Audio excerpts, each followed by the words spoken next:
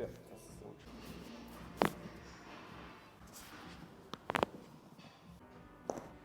Perfekt.